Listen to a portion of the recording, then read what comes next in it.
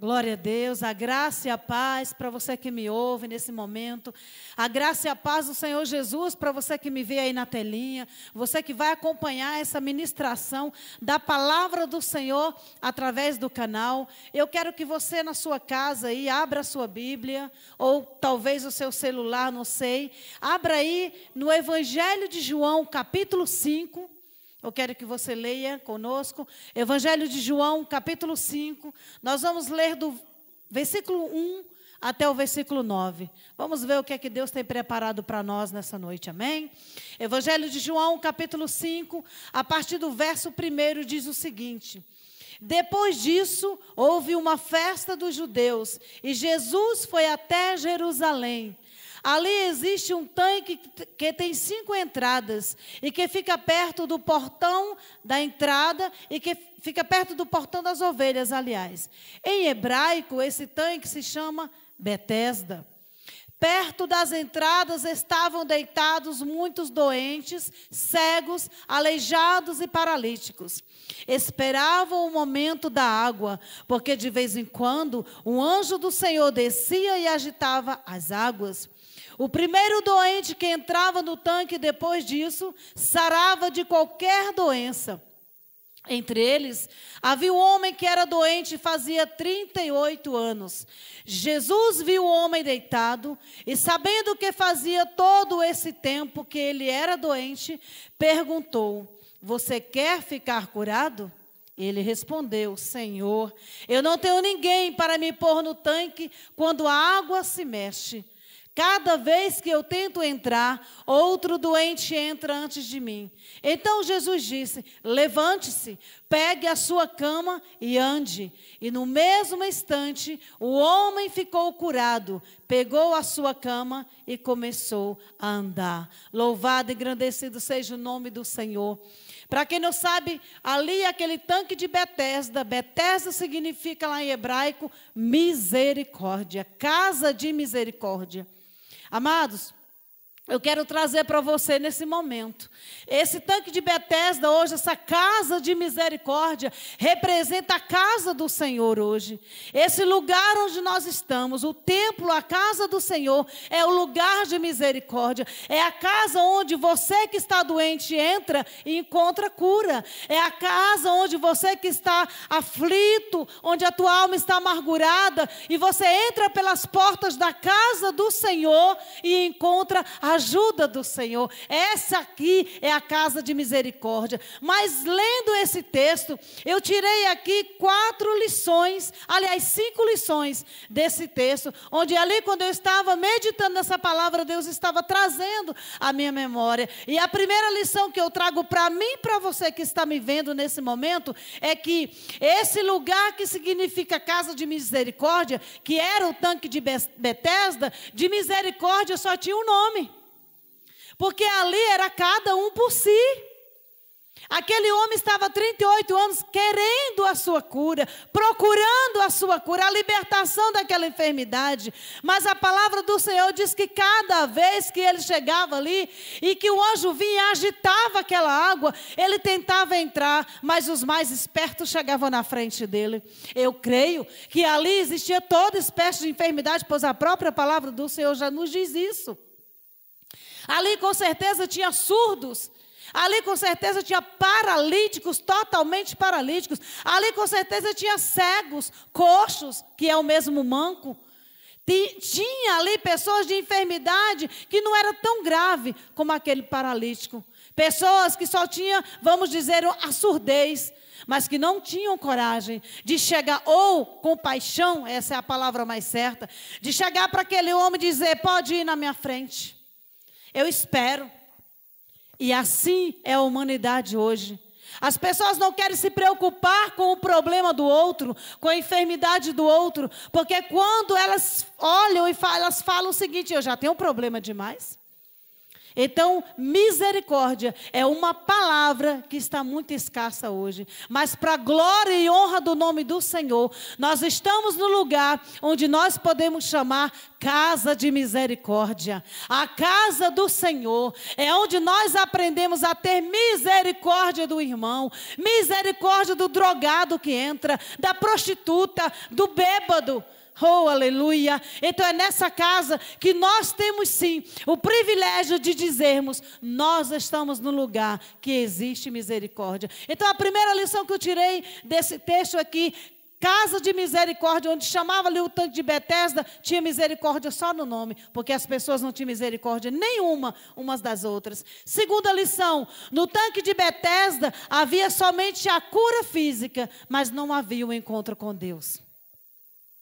As pessoas estavam preocupadas de curar a sua enfermidade, mas não estavam preocupadas em curar o seu interior. Com certeza, ali além de enfermidades no físico, ali havia pessoas angustiadas. Ali eu creio que havia pessoa depressiva, porque a gente pensa às vezes que a depressão é o mal só desse século. Agora sim, nós sabemos que a depressão ela está de uma forma maior, é mais frequente. Mas eu creio que naquela época já havia depressão. Então, amados, eu creio que ali tinha pessoas angustiadas, tristes, amarguradas, decepcionadas. Mas elas não estavam preocupadas com isso. Elas estavam preocupadas em curar a enfermidade do físico. Então, ali havia cura física, mas não havia cura da alma. Ali não havia cura do espírito. Ali não havia um encontro com Deus. Sabe por quê? Porque ali quando o anjo vinha e agitava aquelas águas, o físico era curado, a lepra saía, o coxo andava, o surdo ouvia, o cego via. Mas ali não estava o Senhor Deus operando no interior da vida daquelas pessoas. E você que me ouve nessa noite, você pode muito bem estar pensando: eu também estou assim, irmã. Eu também estou angustiado, eu também estou atribulado, eu também estou decepcionado com as autoridades, com os políticos, com a minha família, com o meu cônjuge. Eu estou assim também. E o que é que eu faço? Venha para a casa de misericórdia. Procure a casa do Senhor. E você pode estar se perguntando também: mas eu só encontro Deus na casa do Senhor? Eu só encontro Deus na igreja? Não. Você encontra Deus onde você estiver. Só que aquele que tem um encontro verdadeiro com o Senhor, ele não consegue ficar dentro de casa. Ele não consegue ficar longe da casa de misericórdia. Então, a segunda lição que nós tiramos desse texto é que ali as pessoas eram curadas da enfermidade física, mas não tinham o encontro com Deus. E aquele homem teve. Aquele homem que não tinha ninguém para jogá-lo ali no tanque, para dizer assim: vem cá, me dá a sua mão. Quando o anjo agitar a água, eu te jogo lá dentro. E detalhe, não era todos que eram curados, era apenas o primeiro que entrava no tanque recebia a cura. Meu irmão, pare e pense, e imagine que naquele lugar havia 5 entradas e havia também multidões para serem curados. Imagina a agonia que não era desse povo. Um empurra, empurra. Um dizia: eu vou na frente, e outro corria e deixava o outro para trás. Eu acredito que alguém caía na hora de correr para entrar naquele tanque. Então as pessoas estavam preocupadas com o seu físico e não com o seu interior. E falando em preocupado com o físico, hoje nós podemos ver também homens e mulheres preocupados com sua aparência física. Isso não é pecado. Nós temos que nos cuidar. Nosso corpo é templo e morada do Espírito Santo. Temos que cuidar da saúde, temos que cuidar. Nós mulheres, nós temos que nos cuidar. Temos que ficar bonita para o esposo. Temos que realmente nos cuidar. Mas isso não é o principal.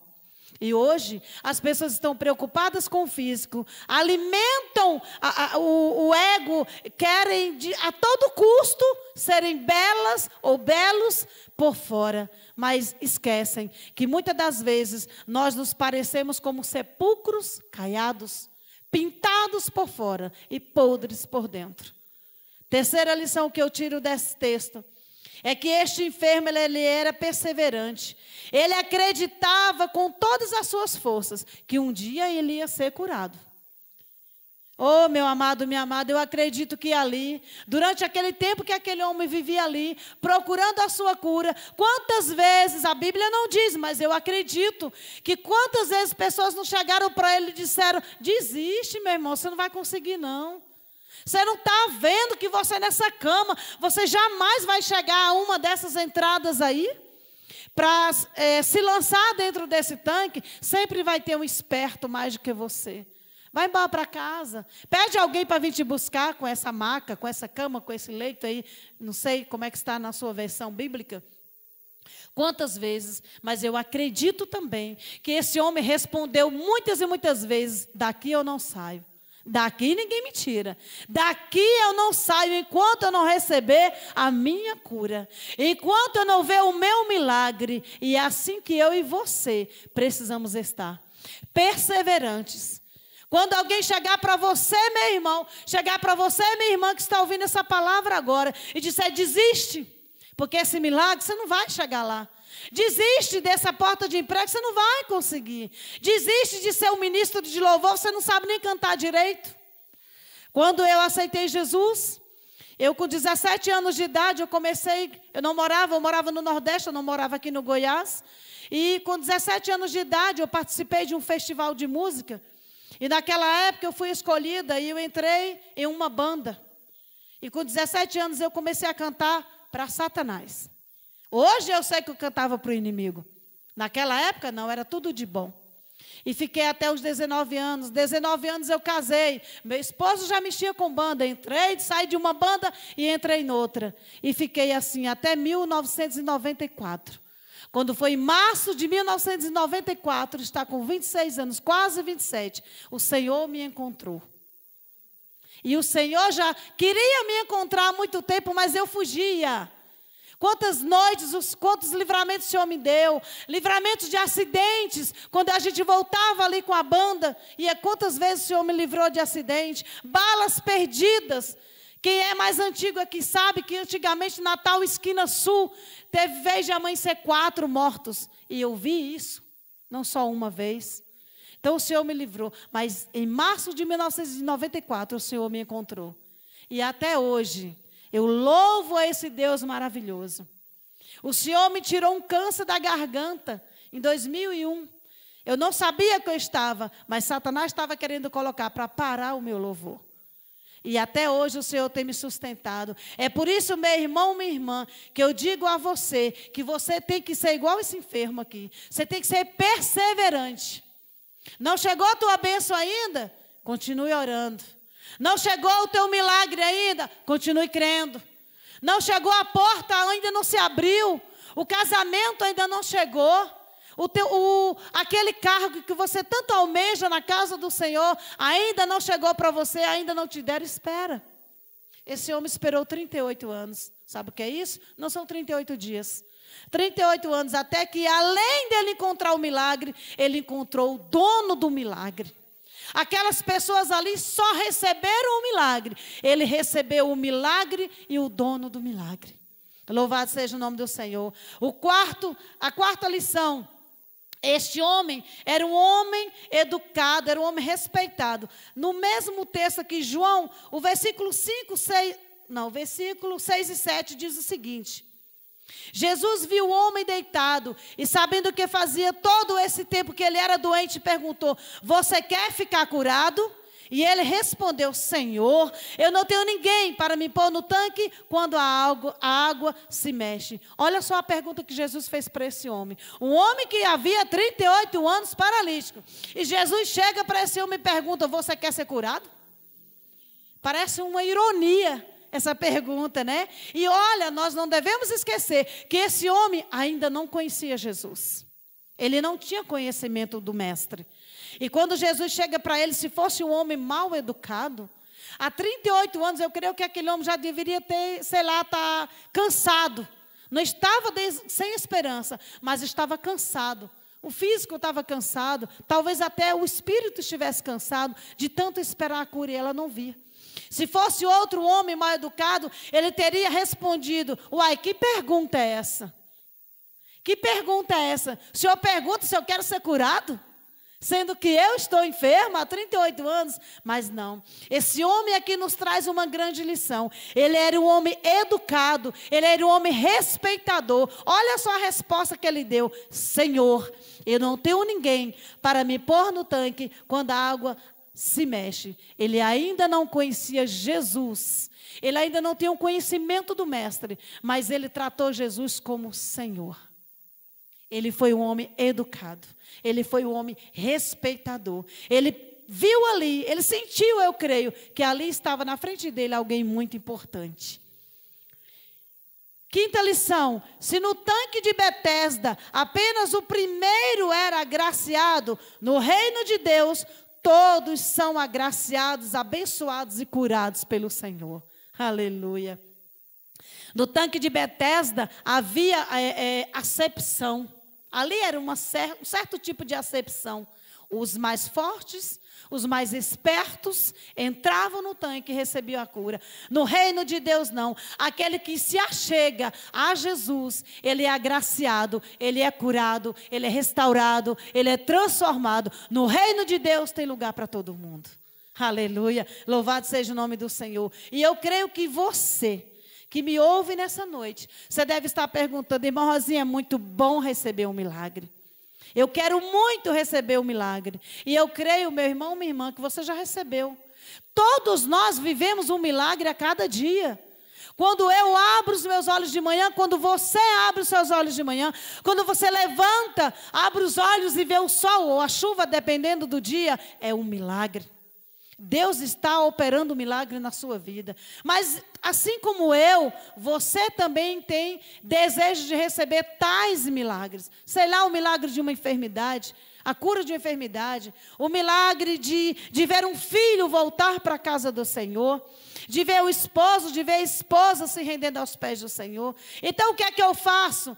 Depois de eu receber esse milagre, porque esse homem recebeu, e nós vimos que esse homem, quando recebeu o milagre, ele não ficou quieto, não. Ele fez alguma coisa.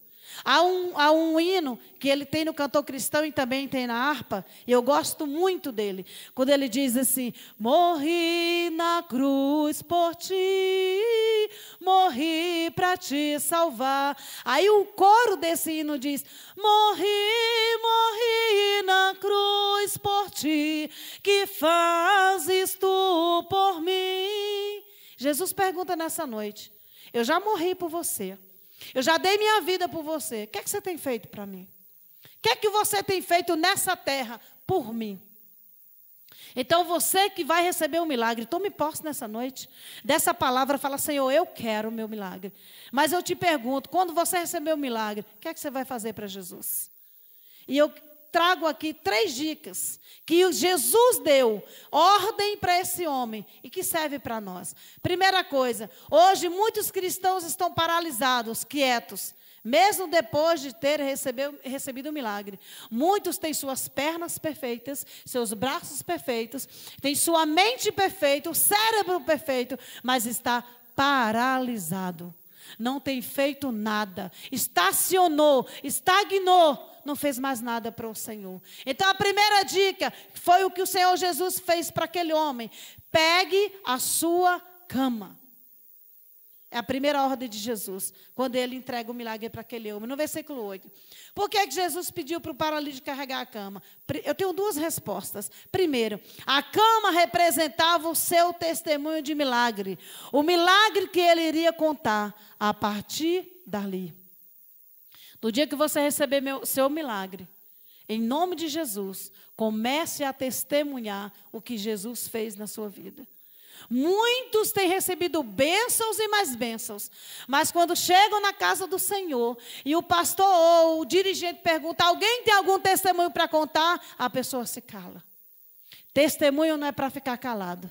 Testemunho é para ser contado. Porque muitas das vezes, um testemunho, dependendo do testemunho, ele fala mais alto do que muitas ministrações. Ele toca no coração daquele que está passando pela mesma situação. Pela mesma situação. Então, amados, Primeira coisa, a cama representava o testemunho, e aquele homem iria contar aquele testemunho, aonde quer que ele fosse. Você já recebeu o seu milagre? Você está calado? Em nome de Jesus, a partir de hoje, a partir de agora, comece a contar o que Jesus fez na sua vida. E a segunda resposta é que a cama, ou seja, o testemunho daquele homem, seria usado para impedir que a soberba e o orgulho entrassem no coração daquele homem. Porque cada vez que ele olhasse para aquela cama, ele iria lembrar de onde ele saiu, de onde Jesus tirou ele. Então, o testemunho serve para a gente lembrar quem eu fui. Eu nunca esqueci. Às vezes, um dia alguém chegou para mim e falou assim: por que você gosta de ficar falando do seu passado? Eu falei: é para comparar com o meu hoje. Não é para ter saudade dele, mas é para dizer de onde Jesus me tirou. Lá do lamaçal Jesus me tirou. Quando Satanás queria me paralisar, o Senhor Jesus chegou e me chamou. Um dia eu quero contar, eu já contei esse testemunho em muitos lugares. Mas é uma canção assim que toca muito, que fala muito da minha vida. É quando eu falei para Jesus: a partir de hoje eu canto somente para o Senhor. E essa canção, ela fala da minha vida, e eu vou ter a oportunidade de contar para os irmãos aqui, de cantá-la. E essa canção, ela tem a letra que fala tudo, tudo, tudo sobre o que Jesus fez na minha vida. Então, amados, o testemunho é para que você lembre quem é você e quem é Jesus. Eu sou pequeno, ele é grande. Eu preciso me diminuir e ele precisa aparecer, crescer na minha vida. Terceiro, Jesus chega para ele e fala assim: anda. Primeiro ele diz: levante-se. Segundo ele diz: pega a tua cama. E segundo ele diz: anda. Mas andar para onde? Aqui foi para aquele paralítico: anda. E você hoje, se você recebeu o seu milagre, para onde você vai? Para onde você vai caminhar? Esse paralítico, nós sabemos para onde ele foi. Ele poderia muito bem ter saído, eu creio que qualquer um de nós, se tivéssemos recebido aquele milagre, corria para casa. Para contar para o marido, para os filhos: aí, ó, fui curado, estou andando. Chegava saltando, pulando. Ele não. Ele nem lembrou que tinha casa, foi direto para o templo. Adorar o Senhor. Então, o que Jesus quer falar para você nessa noite: quando você receber o teu milagre, ande, pegue a tua cama, pegue aquilo que representa a situação que você vivia antes. Mas, acima de tudo, vá para a casa do Senhor. Quantos servos de Deus chegaram assim, quebrados, destruídos, na casa do Senhor, receberam o milagre, e depois que receberam o milagre, falaram: tchau, Jesus. Eu já tinha o que eu queria. Para que eu vou viver nos cultos? Para que eu vou estar na igreja toda hora sendo bitolado? Mas quando precisava da bênção, do milagre do mestre, estavam na casa do Senhor. Que nós não venhamos ser ingratos. Que nós venhamos entender que quando nós queremos um milagre, o Senhor nos concede, só Ele pode. Mas Ele tem um objetivo. O milagre, quando vem para a nossa vida, ele não vem em vão. Quando nós recebemos uma bênção, não é para a gente pegar a bênção e colocar no bolso e ficar calada, não. E sermos egoístas e guardarmos ela para nós, não. É para a gente contar e chegar para fulano e falar: olha, Deus fez isso comigo. Quantas vezes já cheguei? Meu filho hoje, meu caçula, vai fazer 21 anos, está desviado, canta na noite. Toca tudo que é instrumento sem imaginar. O menino, quando estava na igreja, era o pau para toda obra, era um rapaz bombril. No dia que o baterista não vinha, dizia: Samuel está aí. Ah, mas o rapaz da guitarra faltou o culto, Samuel está aí. Ah, mas não sei quem é que vai tocar teclado, Samuel está aí. E Satanás sabia que Samuel, eu consagrei, entreguei ele no meu ventre. E ele sabia disso. E investiu assim que hoje Samuel está lá fora, mas Samuel vai voltar. Para a glória do nome do Senhor. Eu ainda verei meu filho. Em casa ele ainda louva comigo, né? Irmãos, quando Samuel pega a sanfona, ele só falta fazer a sanfona falar. Pastor Agrimar já viu ele tocando. É a coisa mais linda, sabe? Linda, linda, linda. Já cantei muitas vezes com ele, mas eu creio. Eu já falei para Deus, aquela sanfona vai tocar para o Senhor. Em nome de Jesus. Então, amado, você que quer o milagre do seu filho na casa do Senhor, mãezinha, não desista. Não desista. Desça a casa do oleiro. Enquanto o teu filho estiver dormindo, eu vou te dar uma dica. O meu filho mais velho vai fazer 34 anos, desde ele bebê. Eu sempre tive um costume até hoje. Ele não está, é casado, está na casa dele. Mas os que estão comigo até hoje, eu gosto de vê-los dormindo e levantar de ponta de pé, estender as mãos sobre ele e profetizar sobre a vida deles. Profetize sobre a vida dos teus filhos. Quando o Léo era solteiro, novinho, adolescente, toda noite eu falava, eu profetizo, eu tomo posse da minha nora, uma bênção na presença do Senhor. Eu recebo a minha nora como uma mulher de Deus, eu nem sabia que ia ser. E hoje a minha nora é uma bênção nas mãos de Deus. Deus preparou uma menina, filha de pastor, foi batizada com o Espírito Santo, não tinha nem 6 anos de idade. É uma bênção. E eu profetizo sobre a vida do Samuel, que a minha nora vai ser uma bênção. Em nome de Jesus, faça isso, mãezinha, com os teus filhos. Aleluia, louvado seja o nome do Senhor Jesus Cristo. Mas andar para onde? Nós acabamos de falar que este homem, ao invés de ir para a sua casa, correndo para contar o milagre para a família, ele foi para o templo. Eu quero fazer um convite para você nessa noite. Você que está afastado dos caminhos do Senhor. Se você estiver em casa vendo esse vídeo, em nome de Jesus Cristo, corra para a casa do Senhor. Vá para a casa do Senhor, lá você vai receber o seu milagre. Lá você vai sair contando o testemunho. Corra para os braços do Pai.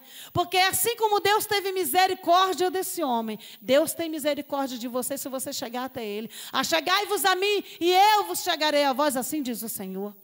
Então, em nome de Jesus, aquele que morreu, ressuscitar ao 3º dia e vive para todo sempre, corra para os braços do Pai. Sabe por quê? Porque essa misericórdia que alcançou aquele homem está te alcançando hoje. Porque se não fosse a misericórdia do Senhor, você não estava ouvindo essa palavra hoje. Não a minha, mas a palavra do Senhor. E sabe o que é misericórdia? Misericórdia é eu não receber o que eu mereço. Porque nós merecemos é que Jesus virasse as costas para nós. O que nós merecemos é que Jesus tampasse os ouvidos e não escutasse mais. Porque nós somos rebeldes. Nós somos desobedientes. Então, misericórdia é você e eu não recebermos o que a gente merece. Mas Deus tem graça. E sabe o que é graça? É eu e você recebermos o que não merecemos. Misericórdia é eu não receber o que eu mereço. E graça é eu receber o que eu nem merecia. Jesus morreu na cruz por você. Ele derramou todo o seu sangue, até a última gota. E quando ele estava ali, morrendo naquela cruz, ele estava olhando para você, jovem. Ele estava olhando para você, mãezinha, que nessa noite chora, clama, não sabe nem onde é que teu filho está. Não sabe aonde ele está, o que está fazendo e com quem ele está. Mas ele morreu naquela cruz, ele já te via, porque o poder dele é imenso. Ele já te via hoje. Então se renda aos braços do Pai. Nós não temos mais aquele tanque que havia ali, mas nós temos a casa de misericórdia, que é o templo. Eu sei que cada lugar dessa cidade há uma igreja. Procura uma igreja séria. Não procure uma igreja mais próxima da sua casa, mas procure uma igreja que esteja próxima da palavra. Porque antigamente, quando a gente saía para evangelizar e ganhava uma alma para Jesus, eu lembro que eu fiz tanto isso, a gente chegava e falava, procure igreja mais próxima da sua casa. Hoje o negócio está tão complicado que não tem nem como falar mais isso. Porque às vezes a pessoa vai procurar uma igreja próxima à sua casa e não é aquela que fala contra o pecado. Porque igreja genuína, igreja de Cristo combate o pecado.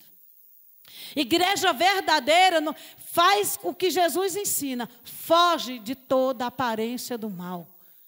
Procura uma igreja que pregue a palavra, que viva a palavra e que você possa entrar e dizer, eu entrei na casa de misericórdia. Que Deus te abençoe.